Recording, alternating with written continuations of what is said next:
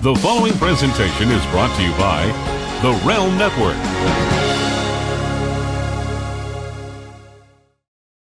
Oh shit!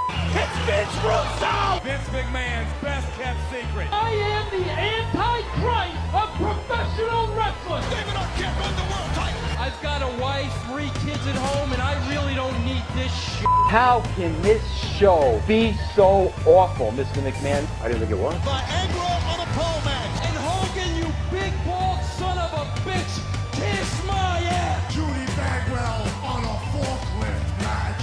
McMahon, the family, The Rock, they screwed us all. Now you're the editor, right? Mankind did it! Jumpy, beep. Goldberg steered Russo out of the cage. I'm from New York. I'll get downright nasty. This is Vince Russo's The Brand. Hello, everybody. Welcome to Vince Russo's The Brand. It is Monday on the Realm Network. It is Tuesday on Podcast One, and you know what that means. It's time for Getting Color. I am Jeff Lane, filling in for Vince. Hang on there a minute there, son. Is this your first day on the job or what? Do you realize? Come on, I know Vince has got a lot of shows, but let me correct you on one thing. This is the world premiere debut of the Bolin Alley. The Bolin Alley with Kenny the Star. What are you doing here? Yeah, Kenny, Vito, I think he's got the wrong date. I believe his show starts on Wednesday at russosbrand.com. Well, I got an email telling me that I was taking Vince Russo's place on Sunday, and I said, well, obviously he just wants me to go ahead and do the Bolin Alley. Let's kick this thing off right. You're Jeff Lane, right? That's your name? That is my name, yes, but I'm filling in for Vince on Big Vito's show. This is Big Vito's show, Getting Color. Filling in on Vito's show. Well, he don't need me to. He was right there. He don't need me to fill in for him. So we'll just. All right, so Kenny, Kenny, you know what then? We don't need me to fill in, so just sit there, get some popcorn, and listen to how it's done. This is the Pavarotti of hard shots to the body. The Paisano's got it going on. That fly Italian guy from the Vince Russo eye. Okay? We're all friends. We all made amends. And some people are just butthurt. This is Big Vito from the Big Vito brand, along with Jeff Lane, and my new friend, who's been my friend for 20 years, Kenny Shake and Bake Bolin. Kenny, welcome to Getting Color. It's so good to have you on. Kenny, I just can't believe you made it here on the show. You did.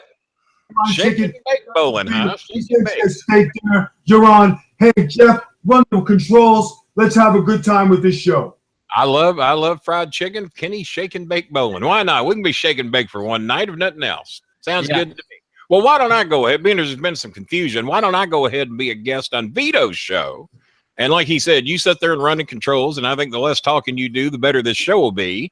And we'll and boy, I'm so glad I'm here tonight because I got trash to talk on, people. I got stuff I want to start. I want to talk dirt on Cornette, and I'm going to talk bad about Vince Russo a little bit. I got some dirt on him. I'm going to talk dirt. I even know some stuff on Jeff Lane. Vito, I don't think I know anything on you. You must have lived a clean, good life.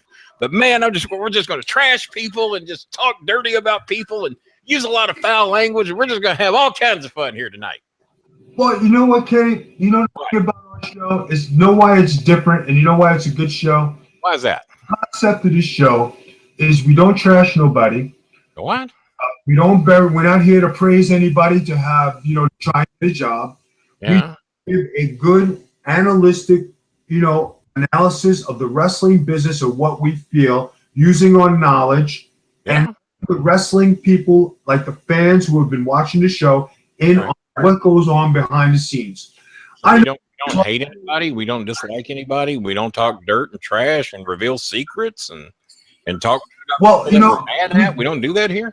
That's an interesting. Well, the thing that we could do, Kenny, we can make, is we could reveal the dirt stuff, but we reveal it in a positive way. I know that you have your issues with Jim Cornette, and I'm sure he has his good days and bad days. But on this show, Kenny, we let it go.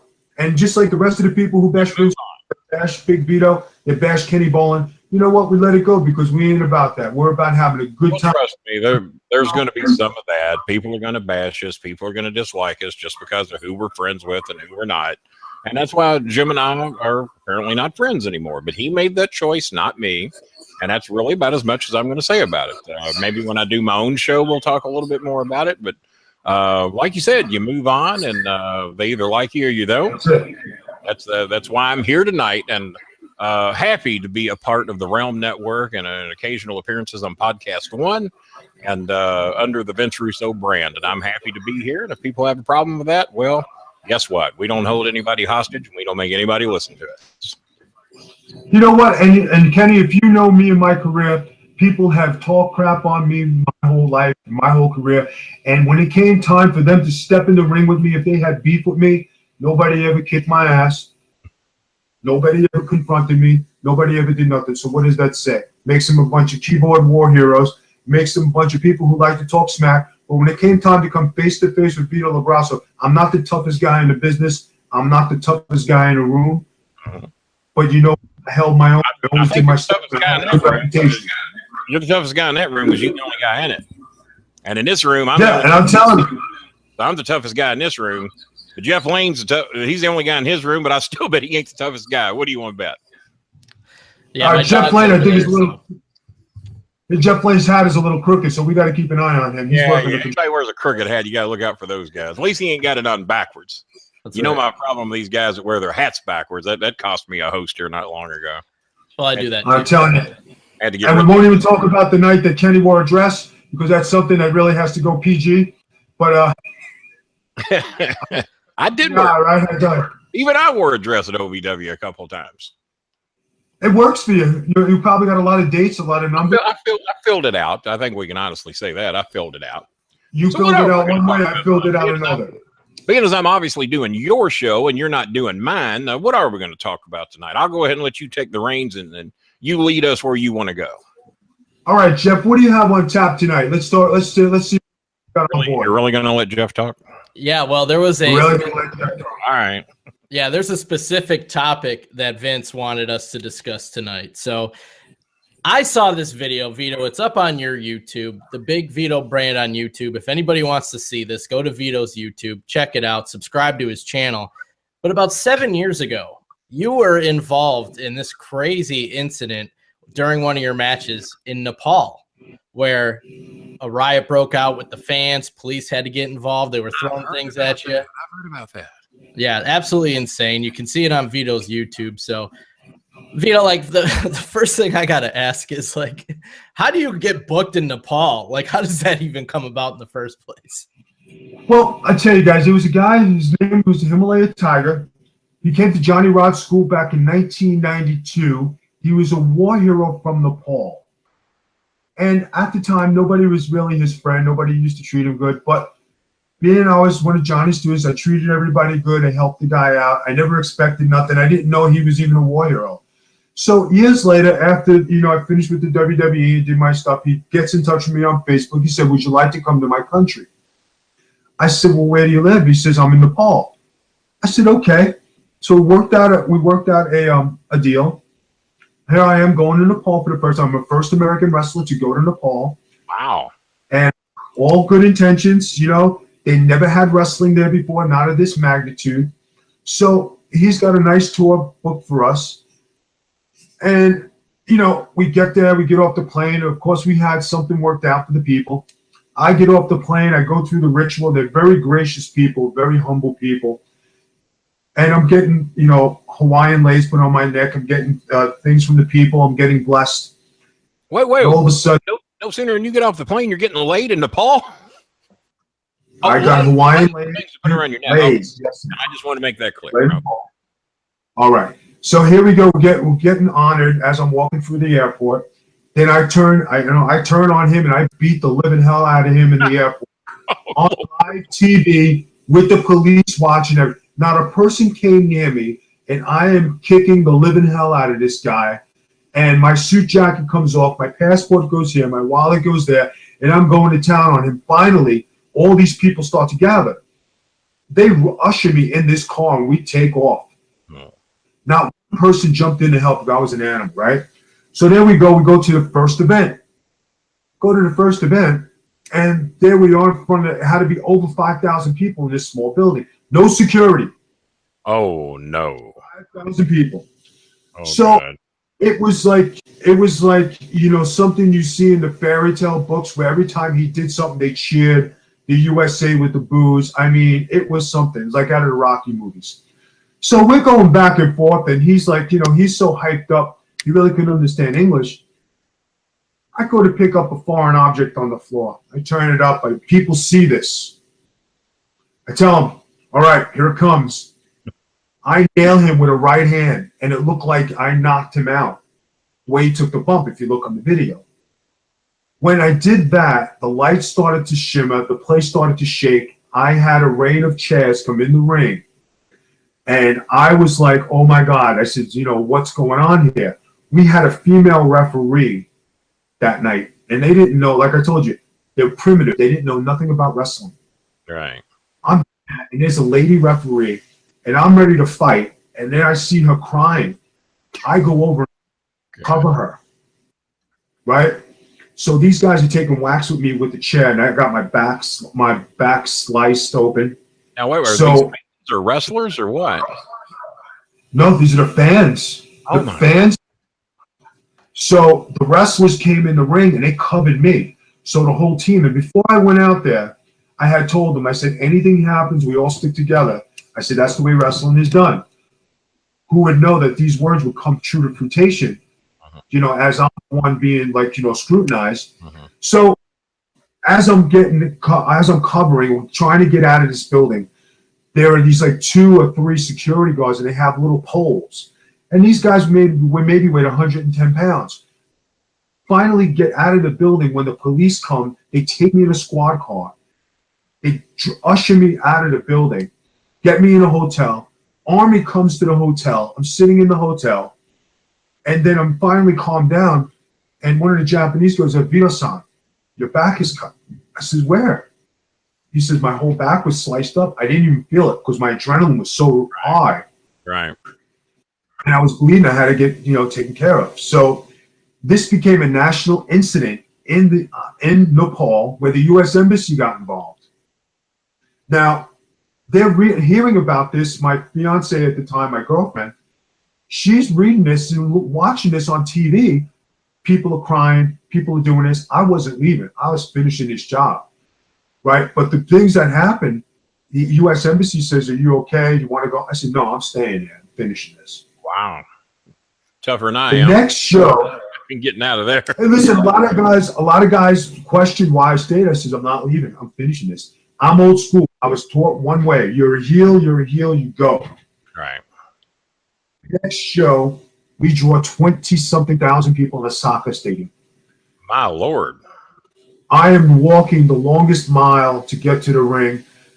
The National Guard is ringside guarding me. I said, Vito, you beat 5,000. I don't think you're going to beat 20. No, you ain't going to beat 20. I think we're going to make this a little easy for this guy. So we had the show. It came back. How many were y'all expecting? Were you expecting 20-something thousand? We went into a stadium. My name was on the billboard along with his, and they packed it. First American. I mean, were the expectations 20,000 people? Yep. Oh, I mean, when you see the size of the soccer stadium and the way it was, they had standing room only on the ground, and the stands were packed. All right. Now, whose idea was it to beat the crap out of him in the airport? Was that between the two of you, or his, or yours? It was good old-fashioned Memphis Wrestling 101. There you go. That's what Memphis would have done. But they would have done it if they'd thought of it first. Yeah. I mean, you use that kind of psychology. He's a babyface. You got to put him over, guys. No matter what, no matter how good, how crappy, how bad he is, you got to put him over. You got to make him the man. He's the Hulk Hogan of that town. Right, right. So I did the service. I did the favor. I come back the next year. People are expecting me to come back. I go back in there. I beat the hell out of him again at the airport. Following year at the airport again. At the airport, he wears some kind of costume. Yeah. So, like, are you serious? I didn't even get through the customs. I just nailed him, and I'm going, and I'm ripping. I wore a suit the first time. The second time, I actually put on 20 pounds. Now, so how long have you been in the business when you did this? How long had you been in the business? 20-something years. Oh, okay. 20 years.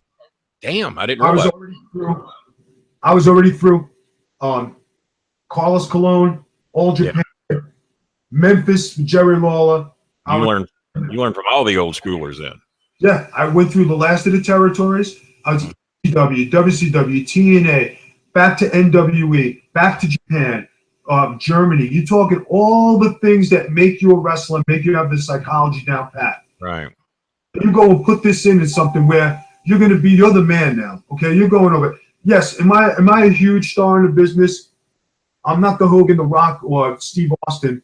I'm underneath there. I have my credibility. Go into a country like that and they're expecting WWE superstar and you give them every penny that you wanted. That's exactly what I wanted. I made them believe. When I went down there the second time, wasn't a question of how we're going to fill the stadium. I showed up. There was almost 25,000 people in there.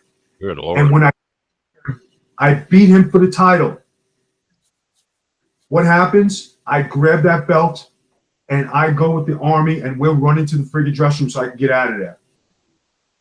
The papers, the news, the press, the embassy mocked this guy and they destroyed him. I'm talking destroyed him. Have you never seen, like the old Eddie Gilbert Lawler thing where it was in the news and it was in the press? You lived through it. Right. Oh, yeah. Jeff, I remember that. But real life stuff. Here's a guy who's a war hero and the country is bad-mouthing him. So I get invited to. I'm missing out on something. Why are they bad-mouthing the war hero? I must have missed something. They bad-mouthed him for losing to an American. Oh, okay. The pride of Nepal go. So you're talking about a country who was let down. His idea to lose to the American, though, right? Obviously, the fans don't know that. Obviously, it was definitely something that we had. But the object was, and I told him, I'm going to make you bigger than Hogan here. You never that belt after I leave. Right. And it probably promised me. And he gave me his word. I said, we're going to do this. I said, you'll never have to do nothing again.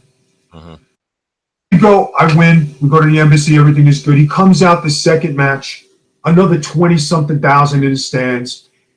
He comes out firing. When I tell you firing, I mean hitting me with all cylinders. And I'm like, I told him, you're going to have to take an ass kicking, but you're going to wind up being victorious. Right. He wanted to beat me the whole time. And I said, okay, now it's real. That's not my. I go back at him, fellas. And what happens? It's a live shoot, and I'm nailing him, and I'm hitting him. Finally, I get him in the chokehold. The ref, Daniel Beaumont, who wrestled in Japan, said, Vito, you're choking him. I said, I know. Vito, he's almost Vito, he's passed out. I said, okay, now he's ready. I threw him outside the ring, and I'm dancing. Now he's willing to listen. Now he's listening. He gets up before. He gets up, he falls down. His wife is outside. He pushes the wife towards me. He doesn't know what to do. I drag him back in the ring. I get him in the corner. I said, now everybody's watching. I said, now you better finish this. His big finish was the tomahawk chop from Tatanka. I said, go up to the top rope. We're going to do this. I can't. I don't know if people can see my antics, but I'm wailing and going and going. I did this for 45 seconds before he finally got up to the top and hit me with the chop. All right. Drops it down. I do the favor. I go to leave. Who meets me in the aisle? The general of the army. He was 6'6". I said to him, I said, listen. I says, you're going to arrest me? He says, no, Vito. I'm a big fan. I says, I saw what you did out there. I came to walk you back. There was one smart guy in all of Nepal with the general of the army. Oh, well, a good guy to have on your side. Nah, but let me tell you something. When you're looking at somebody like that, and you say, well, all right, he's a third world country. They're going to shoot me in the fields. I'm like, all right, I do my thing. Hope you're all right. If I could outlive Memphis doing a German gimmick and go into all those towns back then, so I'm going back, and everything was cool. And then, I told him, I said, don't you ever lose this belt. This is what you got here. This is your country now. This is, you're the man. You're Hulk Hogan here. So he understood it. What year was this? 2011, 2012, I think. Oh, I didn't realize it was that recent. Okay. Because I've heard my son talking about it. I didn't realize it was that recent. Yeah, and there has never been another crowd of that size there. See, I just retired from OVW in 2012, so you just did this like a year before I hung it up. Yep. Damn cool. Exactly. Lord. But Yeah. you know something, guys? It was the greatest experience ever. And like when you get to main event something like that, and you go in on your name and your own star power, and you go into a country and you cause that kind of riot, you make them believe. And that's from learning from all the greats in the business and taking constructive criticism from the Memphis guys to the Louisville guys to the Deep South guys to ECW, WCW, TNA, everywhere I've been, and I was molded and ready. And there was my moment to do the main event house of 20. What I've learned, that's the best way to do it, is just take a little bit of what everybody offers and use it and how it works best for you, because emulating somebody perfectly, like Lawler was my idol, and a lot of people thought that I was trying to emulate Lawler. I was trying to be Lawler if Lawler was a manager. Lawler never managed a day in his life, even though I think he'd be a great one. But that's what I had to take from learning from Jerry, and I learned from Bockwinkel and learned from Bobby Heenan and Cashbox Kent and Jimmy Hart even, and you know, all the great managers, and you just take little pieces of what might work for you and inject that, and you had the schooling of all the greats there was in the psychology of wrestling. And if you don't have the psychology down, you cannot be successful. You have to understand the psychology. And you're absolutely right. And you know, like you said, like Jerry Lawler never was a manager. He would have been a great manager. Mr. Perfect manager, Mr. Perfect was a great wrestler. Bobby Heenan wasn't much of a wrestler, but he was probably the best. You know what? I'm going to stop you right there. That was a bump-taking fool. I don't know if you saw much of his early days. There's nobody that took bumps like Bobby Heenan. He could have been one of the top wrestlers in the country had he chose to be. I don't know why he didn't, but man, there was nobody that could bump like Bobby Heenan. I mean, he was great, and had heat like nobody. Had heat like nobody. And why he didn't elect to? Maybe he just felt his physical attributes weren't that of a Dick the Bruiser, the Crusher, the Legionnaires, the Valiants, all those that were around at that time. But my God, he could bump and had heat like you would not believe, man. And do you remember Eddie Creechman? Did you ever see anything with Eddie Creechman? Yes, I did. I don't know if Eddie Creechman, who was the original brain, I don't know if he would have worked down here in the Memphis territory or not. But up in Chicago, Indianapolis, and up north, man, he had heat like you wouldn't believe. And Jimmy may not have worked up there, but he worked down here. Jimmy Cornette worked down here. At the places I worked, it seemed to work down here in the South. My act, I mean, I took it to Philadelphia only the one time, and it got over that night. Whether it would have been long run or not, I don't know, because I am not the cup of tea they're used to. No, you know something, Kenny? You know what? And you know, you talk about the greats in the business. In my run through Memphis, I was very privileged to actually wrestle in the very first Memphis Memories show. A Memphis person. I was the opening match. It was me, Spellbinder. Remember him? The Knights were in there. It was, you know what, Danny Davis and his Ken Wayne, yeah. Right. Okay. So here I am doing that, and I'm in the back, guys. And I'm looking at Dutch Mantel. I see the original. I love Dutch. He's one of the greats, man. When you talk about a great man, Austin Idol. Idol's a great one. Another one. Jimmy Hart, Stagger Lee, who is known as Coco Beware. Beware, yeah. Moondogs. You see the Dream Machine, Boogie Woogie. Dream was there too. I love Dream. Troy Graham, he was one of the greats. That man. Terry Funk did work. Are you talking about here? I am learning Terry and looking Funk at. Was there too? He did a moonsault there. He just started doing moonsaults. Oh, Jesus Christ! And he was old then, so I'm sure. But you know what, guys? When you talk about now, New Yorkers don't get to see Memphis style wrestling. It's totally different from WOR or Channel 9. But when you get the privilege to see where it came from. Oh, I watched WOR when I first got cable. I made it a point to watch it. And here's the thing, Vito, I don't know if you know this, but the first show that I did with Vince Russo, he wanted to know my fascination with Jerry Lawler. He says, you know, I respect him. I don't get it. Why is it you're so fascinated? And why did you base your career based on more or less Jerry Lawler? I don't get it. I said, well, I'm going to make it easy for you to understand. I used to watch those WOR shows, and guess what? I didn't get it. What you guys were used to and what we were used to were two different worlds. To me, I was going over to Norman Dooley's house in southern Indiana because he's the only one between me, Jimmy, and himself that had cable, and we'd go over there. It was once a month, wasn't it? Wasn't it once a month they had those big 3-hour shows? Yep. And I'd go over there and I would watch 3 hours of that to see a 15-minute match that was going to go off the air. You'd never know who won. And that was an old Chicago thing they used to do with the Bruiser and the Crusher and all those guys. You never saw the end of it. You want to see the end of the match? Buy a ticket. And that was a great mentality. They always told you they were going to tell you who won next week. They never did, ever. Want to know who won? Buy a ticket. Come to the live shows. And that's how you sold tickets. And you want to know who Vince Russo used to love back in the day when we first started? You'll never guess. Probably not. Give me a shot. Mean Gene Okerlund. I like Mean Gene. He was a showman. He was the man in the circus that was telling everybody what to look at. Vince loved him so much. He used to idolize him. I know. Like if you ask him, he'd say, one of the guys who was his favorites. I never got to meet him. I've met everybody in this business, but I never got to meet Mean Gene. Are you kidding? Really? Never did. I don't know how I didn't meet him. I got to hang out with Bobby Heenan for a couple of days, and that was just a blast and a half. Got to do a bit with him on television that totally ad-lib, as you say. We just got in the ring, didn't know what the other one was going to do. All I knew is that he had a package for me, and he was going to present it to me.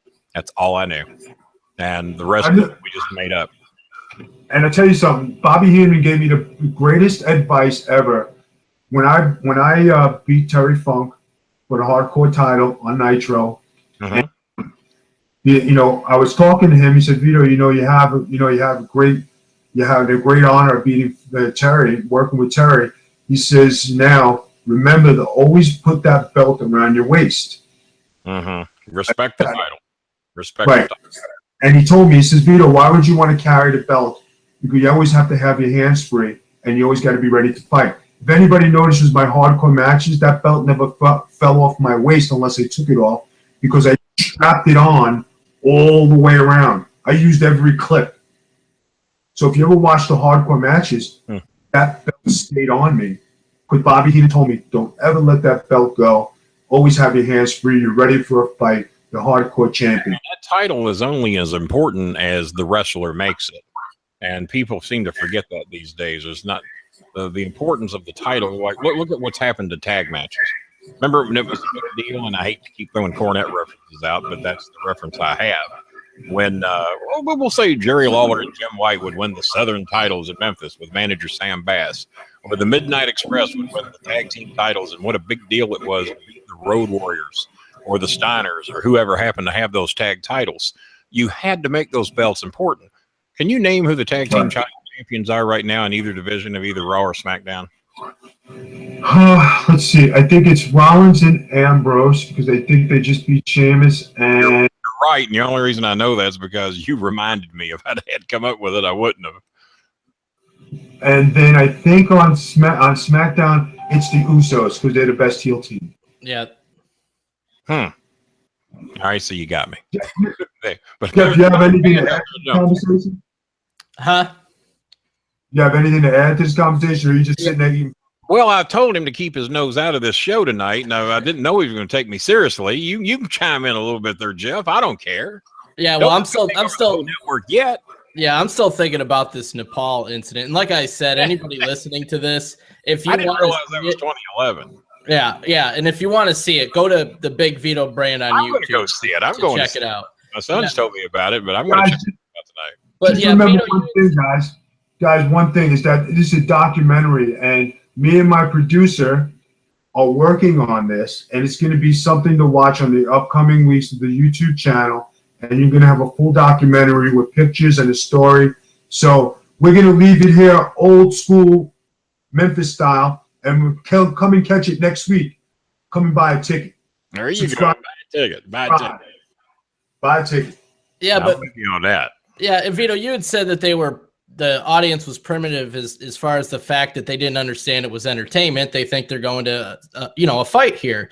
What do you think set them off? Because in the video, you can see you got the American flag out, you're waving that around, But then, like, it's the foreign object. It seemed like was that what set them off? Like, here's this American coming in, and he's cheating to beat our hero. That was the exact concept because I cheated. I picked up a cup, rolled it up in a thing, held it in my hand, put it behind my back, under the armpit. Then, and when it was ready, I nailed him, stuck it in my trunks. That's when the lights blew out because I cheated. Vito, you worked Memphis. Do you know how many times Lawler won matches when he acted like he had a foreign object and he never had anything? Never did. Put it in his mouth, put it behind his back, he'd stick it in his tights, it'd be under his armpit. He never had a thing. The art of deception. As long as the fans thought he had an object, that was just as good as having one. And you know what? That means that you know your craft and you know what you're doing. And who knows? I didn't know what to, you know what I mean? I just said, all right, let's see. I got to get some good heat here. And I seen a paper cup. I said, all right, this paper cup is good. It's good thinking. A lot of people wouldn't have thought to have done that. I mean, a lot of veterans wouldn't have thought to have done that. That's good. And where it was, and I says, all right, we're going to use this baby. So I picked it up and I twirled it around. All these 5,000 eyes were on me as I'm twirling around. They all pointed, look, oh my God, look, I can't believe he's going to do this. You're going to hit him with a cup. Hit him with a cup. So after that, like, did you have any issues with citizens when you were trying to get back to the airport or your hotel or anything like that night? Or did you have, like, the army or the cops or security with you the entire time? The embassy in Nepal said anybody who harms the American wrestler will be shot and put in prison. So I think I had a little bit of a guarantee there. Damn, that's the serious rules right there. Yeah, wrestler, you're going to be shot and put in prison. So in case we don't kill you, you still are going to suffer. I like that rule. Pretty much. I mean, I'm fined here for a couple grand, and you get a slap on the wrist, and you do a job on TV. These guys were playing for real, for keeps. Yeah. See, the only Nepal story I have is when I go down to the Mexican restaurant down the street and eat at El Nepal.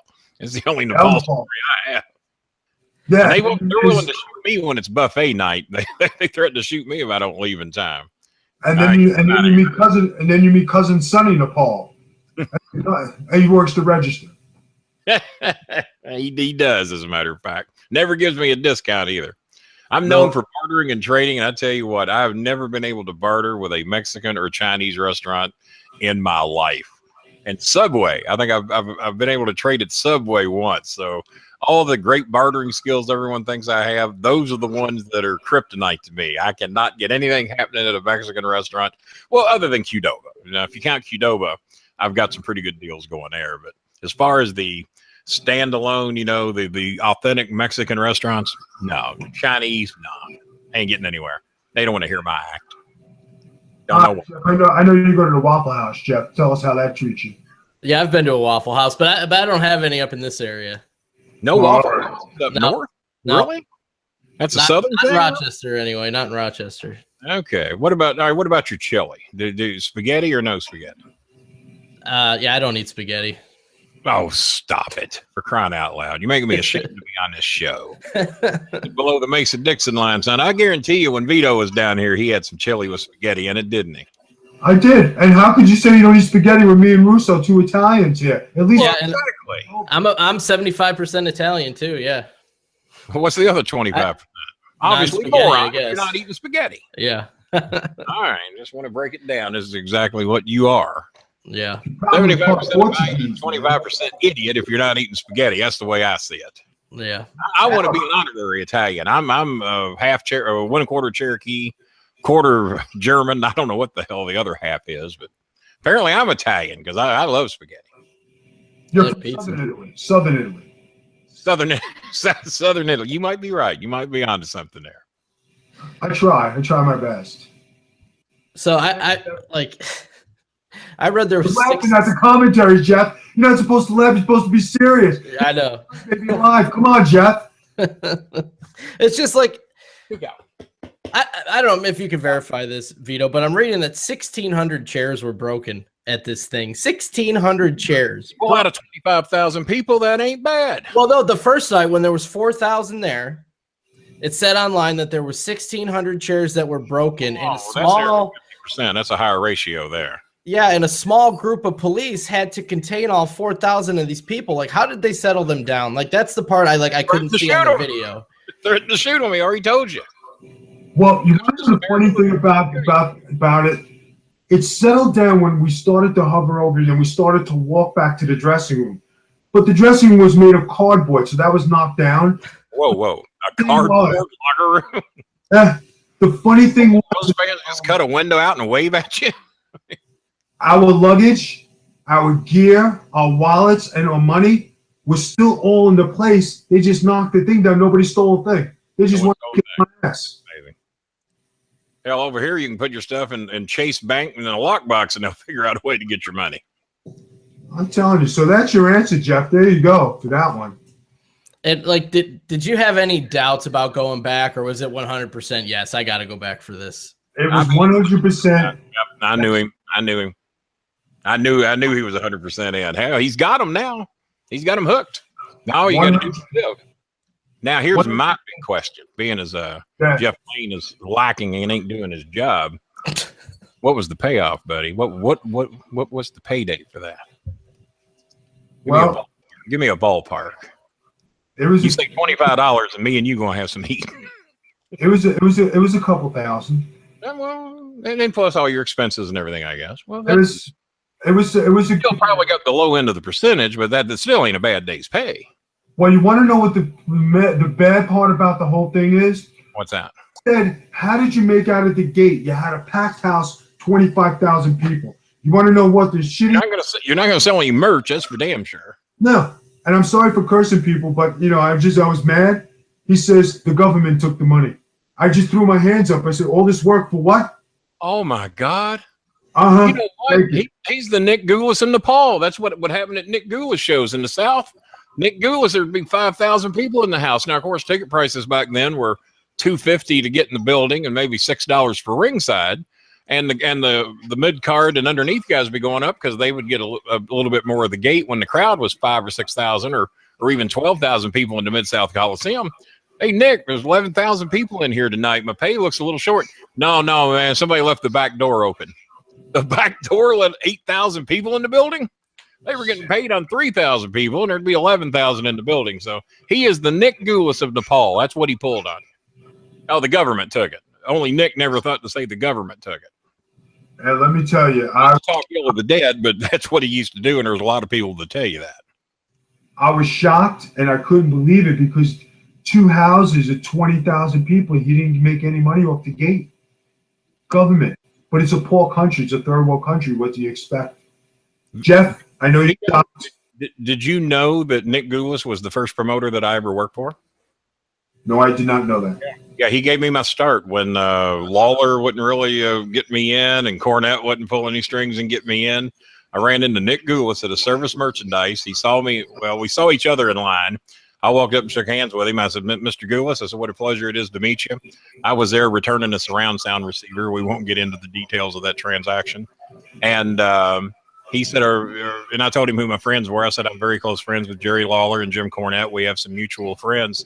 Oh, really? You know Lawler and Cornette? He says, have you ever thought about getting in the wrestling business, young man? I said, oh, yeah, absolutely. I said, I'd love to be a part of the business. And he says, well, I tell you what, I'm taking a look at you there, young man, and you kind of remind me a lot of Jerry Lawler, and what I'd like to do is I'd like to make you the next Jerry Lawler. I said, well, I tell you what, I said, no one knows Lawler better than I do, and we already have one of those. Why don't you make me the next Jerry Lawler type announcer or manager? I said, because that's what I'd really like to do. We already have a Jerry Lawler wrestler, so we don't need another one of those. And he agreed, and he gave me a start there in Nashville, and then that eventually led to helping out with Jimmy at Smoky Mountain Wrestling, and then a 6-7 month stint at IWA, which I got to work with some good people, but I absolutely despised Ian Rotten and his mentality of thinking on wrestling, so I didn't really like it there. And then Danny Davis came over and recruited me, and I was at OVW for 17 years, which is where I met you. And you know what? Some good old-fashioned values, some good old-fashioned, Memphis wrestling, some Southern wrestling, which I'm accustomed to and I kind of enjoy because you don't see the old spots, old tag team spots, old psychology, and we get to work with a guy like Boogie Woogie. Hey, Boogie, you okay? Yeah, man. I'm just riding the wave and just waiting for the heat, brother. And that's the way he talked to you, and that's the way it rolled, man. Big Vito, do me a big favor and say hello to my son's wife, Mayara. She's in the background there. Wanted to know if you were nice. I think she's scared you're going to come through the TV screen and beat her up. Nah, I come to the TV screen and have you make some spaghetti. Come on.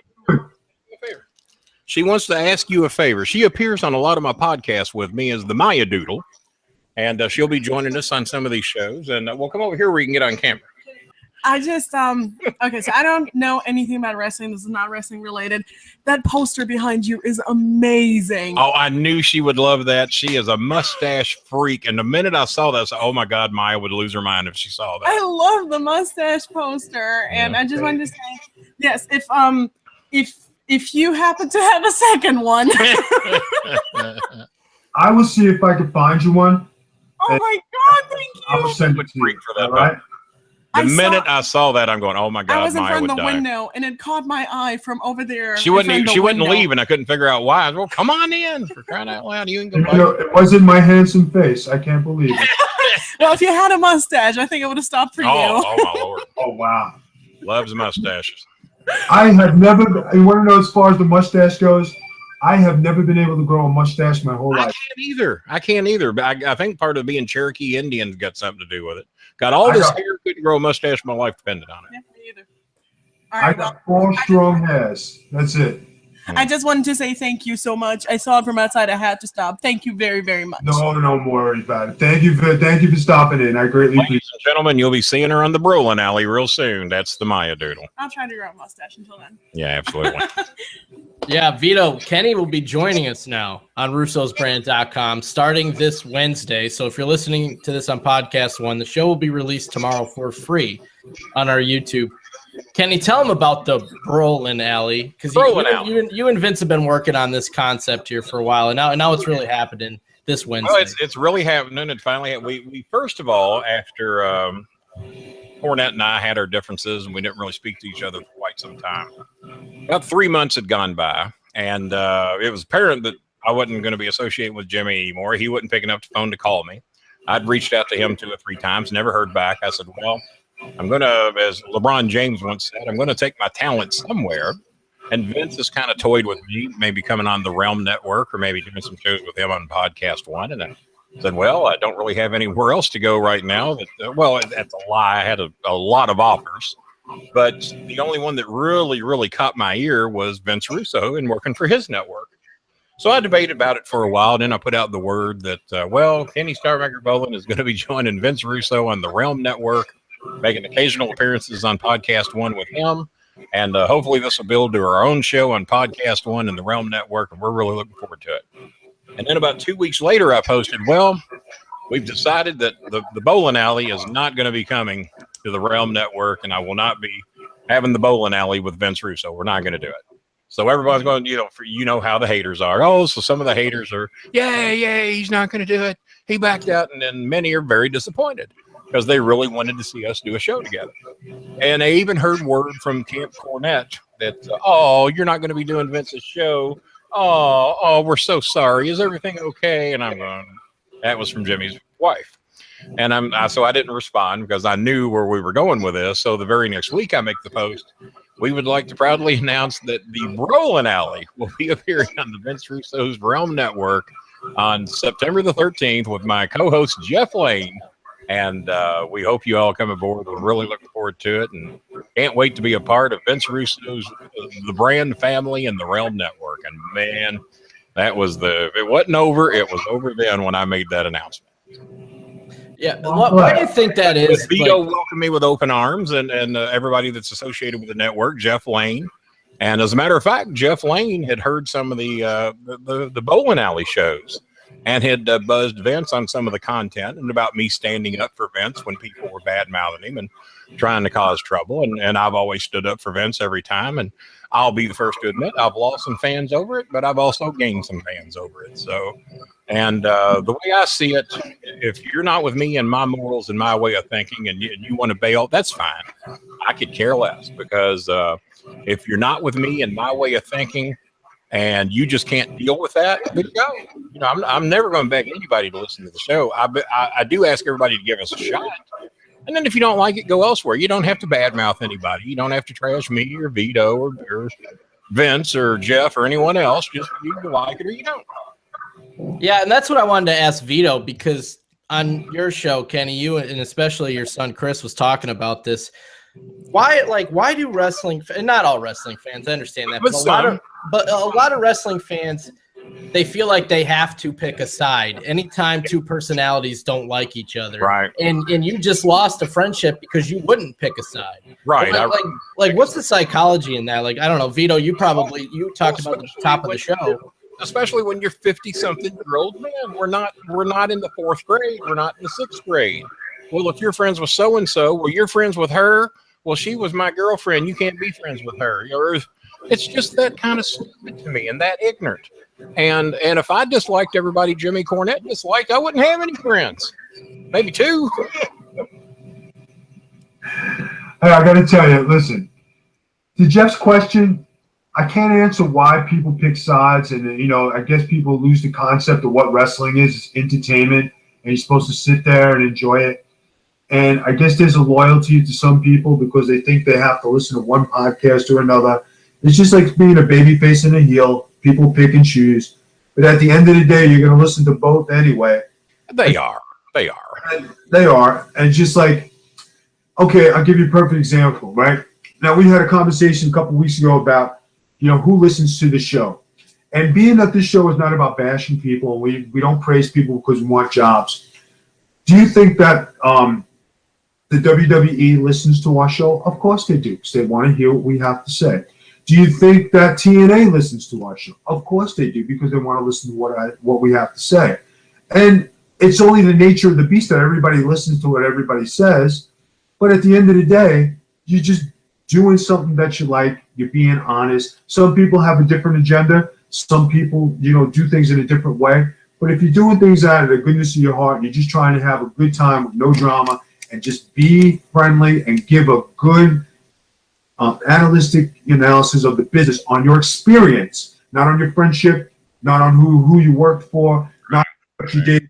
It's on your experience to show how intelligent you are, and you're not some dummy. That's what the people like and enjoy, and that's the feedback we get on Twitter, and that's the feedback we get overall, because we give an intelligent answer to all the fans. And I try to be the type of person who will compliment people, even though I personally do not like them. And I'll give you an example. And Vito, I'm sure you've worked with him. I really did not like Paul Heyman because I like Jimmy, thought Paul Heyman had ruined what we do because he made it hard for us to take a match to the next level because they'd already seen it all at ECW. But eventually I ended up working for Paul Heyman, or with him, at OVW. He was there for about 6 months. And Paul and I actually got along great. We got along just fine. Disagreed with almost everything Paul wanted to book at OVW, but we got along fine. He claimed he was a fan of mine, and I have many times said, and I think highly of my managerial talents, but two people that I can watch go in the ring and do things that I know I could never do.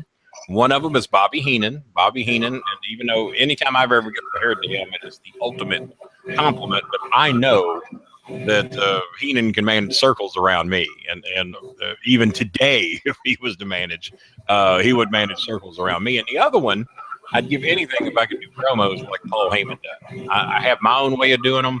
Cornette's got his way.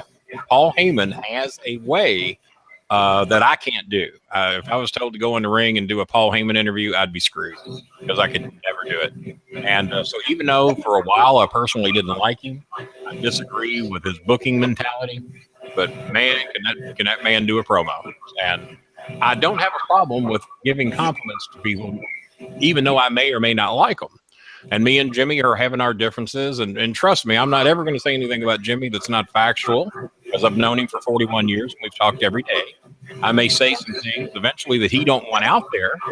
I'm going to try not to because I'm sure there's things about me that I don't want out there about my personal life. So let's hope we keep it to that. And I'd like to, our personal lives to remain that. But if there's ever been any criticism of Jimmy, it's not anything I've never told him to his face. He's not going to hear me say something that he hadn't heard me say to him before. So if there's ever any criticism, that's the only kind you're probably going to get from me. I don't think I'm going to drop anything on here that he's not heard come from me. And I try to do that with people. Big Vito, I think, will tell you that from our days at OVW. He'd come over to the desk. Kenny, what did you think of this? What did you think of that? And I appreciated that because I was always pushed down as far as what I knew about wrestling. I think Vito caught on to the fact that I had a pretty good idea what was going on around there. And so Jimmy Cornette and Danny Davis like to take all the credit. But let's face it, I'm the one that's on the road with the guys every night. I'm the one going over promos with them. I'm the one going over wrestling angles with them. I'm the one going over timing. They don't. They're at home. They're at home. They see them one day a week when we do TV tapings for the most part, because it was always somebody else doing the training, which Vito can tell you, someone else running promo class, which Vito can tell you. But I'm the one that's on the road with them every day, or at least I was to the end when I couldn't travel as much. So Vito gave me credit and validity to my knowledge of wrestling, and I was very flattered that all these knowledgeable people are standing around, but he's coming over the desk to ask me what I thought, and I greatly appreciated that. Rico Constantino will tell you that. Sylvester Turkey will tell you that. Mike Mondo will tell you that. Dolph Ziggler in the WWE will tell you that. They all come to me for advice, and because they knew I knew what I was talking about, especially for this market in this territory. Can I book Philadelphia? Probably not. Can I book New York? Probably not. Because that's two different markets. But this market, I know better than anybody. So. Yeah, and as far as Paul Heyman, you say he ruined wrestling. I say he gave it another concept at a time, right? When the concept was fresh, it was new. Mm-hmm. Yeah, I'll give you that. Okay? And Paul Heyman was a motivator, motivated you to go out there and perform. He didn't say you have to, but he motivated you to do it and do it well. That is something that, yes, it was tough to top at that time, working for ECW, because everybody wanted more of the same. And then it got harder for the wrestling. They said, we can't do this, so how can we top that? It wasn't that we were trying to be the top thing. Now what do we do? Now what do we do? It's like we at ECW didn't even know how to please the fans sometimes because, okay, we put somebody through a flaming table. All right, you have the Baldies, New Jack. What do we do? We're having a street fight. How many things could we get hit with? You have so many different individuals, but so many concepts that worked, but they couldn't transpire into the other company because it wasn't their style. It wasn't how they booked. It wasn't the person behind the scenes motivating them to do it. That's why maybe it was just like, yes, it had its own cult following. Yes, it was its own individual product. Right. Was it the mainstream product? No. Was it the number 3 company or number 2, considering who you liked with WCW and ECW at the time? Probably. But you know what? Everybody has their niche. Paul did bring something to the table. You like him, you hate him. He's got a mind just like everybody else. Mm-hmm. Everybody picks their mind. No, it's like our mentality down here, Memphis and OVW. You only saw blood about once every 3 months. Why? Because when you saw it, it meant something. And now when I worked for IWA, there would be blood in 9 out of the 11 matches. So blood wasn't a real big deal over there. And in ECW, like you said, well, we put a guy through a flaming table. We hit a guy with a barbed wire bat lit on fire. Now what do we do? Oh, we go up into a ladder and do it. All right, well, we've done that. Now what do we do? And there's only so far you can go with this and have it be justified for the pay you're getting. And then it reaches, you did what for $25? You did what for $50? You did what for $100? You did what? I don't care if it was $2,000 or what. You did what? You could have died. You might have died. You'll probably die. And so that was my particular problem with it, is that it has to at least justify the payoff eventually. I can understand getting their attention. I can understand getting the ratings, people talking about you. But eventually you're going to reach a point that you cannot give the fans anymore. And I think that was part of the problem with why ECW finally went away, is like, what the hell else could you possibly do on a weekly basis? So that was my problem. But like I said, I met Heyman and liked him, got along with him fine, had dinner with him several times. And Paul claimed he was a fan of mine. Whether he was BSing me or not, I don't know. And I strongly admire the promos that Paul can do. Now, my buddy, Jim Cornette, is not real good at handing out compliments to people that he doesn't like. I don't know if he's ever said a good. I mean, Vince does a lot of things good, but I've never heard Jimmy say a good word about him. So that's why we worked very hard to get Vince to trust me and my son, and for us to talk to him, see what he's about. And me and Chris have said it many times. There aren't too many men that I know that are better men than Vince Russo. He's a better guy than I am. I'll tell you that right now, because he don't hold grudges where sometimes I do.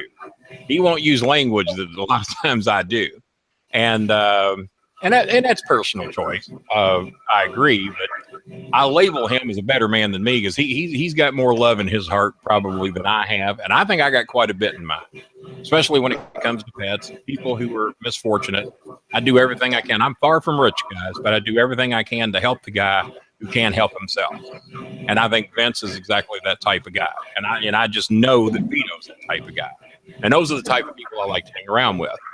My friend Jim, on the other hand, if I were to ask him to go out and help me feed the homeless tonight, go down to Golden Corral, pick up 50 boxes of food and go feed the homeless, there's not a chance in hell he'd do it. All it is an inconvenience. But if I asked Vito to do it, I guarantee you Vito would be in the car with me and we'd be feeding people. Vince Russo would drive up here from Evansville and it would help me do it. No, not. He wouldn't care if there was a camera around. He wouldn't care if the news was going to talk about it. Oh, Kenny, you're going to go feed 50 to 75 people? You need some people to help you do it? I'll be there in 2 hours. That's exactly what Vince Russo would say to me. My little buddy, who lives 8 miles from here, would not tell me that. But I loved him regardless of that. I loved him even with his flaws. I have flaws that he loved me regardless of. And that's what true love is when you love somebody regardless of their flaws. And me and Vince, there's a whole lot of things we don't agree on. But I love him as a person, and I love that man right there as a person. All right.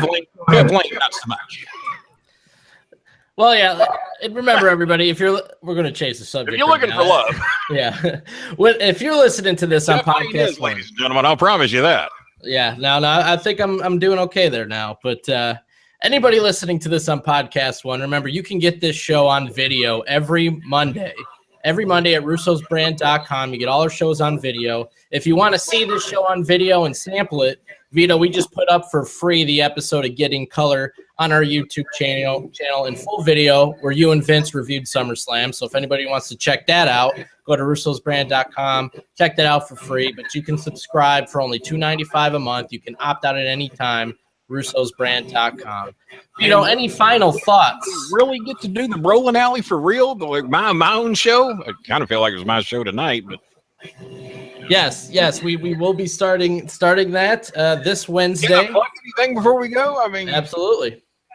Let me see what Vito might buy from me. Vito might buy one of these microphones, not the one that collapsed on me tonight when she put too much weight on it. But my book, The Probably Screwed You Too. I guess you can see this. I'm just assuming you can. My book, I Probably Screwed You Too. Those we sell signed and delivered for $29.95. Decade of BS. This is a dark color, but that's 6 years. 6 hours of my best stuff over 17 years at OVW. But basically focusing on the 10 years we were with the WWE. A movie that I was in. Ultimate Deathmatch 2. That's the movie. I forgot the title of the movie I was in. A lot of big stars in that, but as you can see, I got the biggest picture, so that makes me the biggest star. Kevin Nash was in it too. All right. The Bolin Alley, the first 5 years of the Bolin Alley. Vito knows this. I started doing podcasts. As a matter of fact, Wednesday will be season 13 of me doing podcasts. The Bolin Alley will be, I guess, technically the first season of the Bolin Alley. 13 years of doing podcasts, and I'm very proud of that. And I'll brag about that later. The king of podcasts, no offense, Vito. What else we got here? Oh, God. You got to see this. My buffet with Bolin 2. A dinner with Jim Cornette and myself eating a buffet, answering fans' questions for the better part of 2 or 3 hours.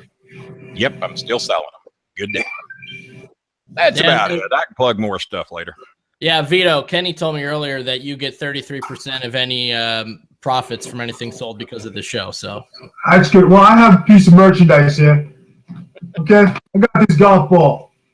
And people who don't listen to me, I'm going to throw it through your window. Okay? That reminds me. I didn't even plug Bolin balls, Beats with Bolin, my Monster Intune headphones, my beautiful microphone that we're going to get Vito so he doesn't have to use a webcam anymore. We might even get him one of these nice stands if he asks real nice. Oh my God! All right, now that the laughter has stopped and we got all of Kenny's merch, Kenny shaking. The laughter stopped about 20 minutes ago when I started talking. All right, we have YouTube, the Big Vito brand. Please subscribe to the channel.